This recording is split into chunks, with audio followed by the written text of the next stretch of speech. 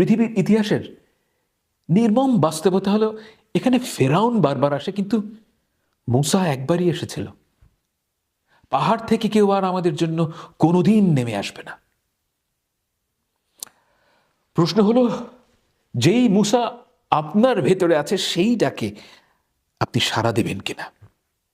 এই দেশ বদলাতে হলে আপনাকেই বদলাতে হবে, আপনাকেই রাস্তায় নামতে হবে। আজাদি কোনো রসগোল্লা না যেটার প্যাকেটে ভরে কাউকে দেয়া যায়।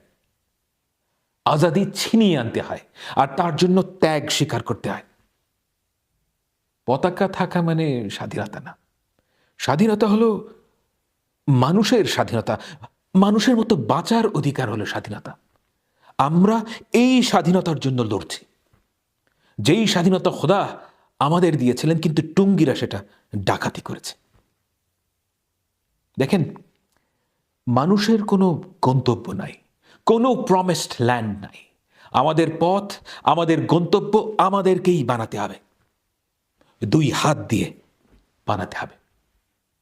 খোদা আমাদের ফ্রি উইল দিয়েছেন, ভাষা দিয়েছেন, আর দিয়েছেন আগামীকাল কেমন হবে সেটা কল্পনা করার শক্তি। মেক ইউজ অফ ইট।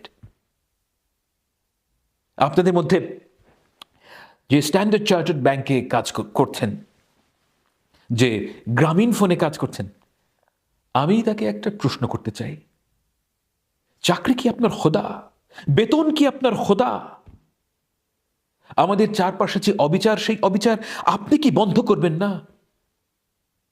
একটা দেশের ল মেকাররা, হাই অফিসিয়ালরা ন্যাংটা হয়ে ভিডিও বানাচ্ছে। কোন ধরনের ডেসপিকেবল মাদারচোদ আপনাদেরকে চালায় একবার চিন্তা করুন।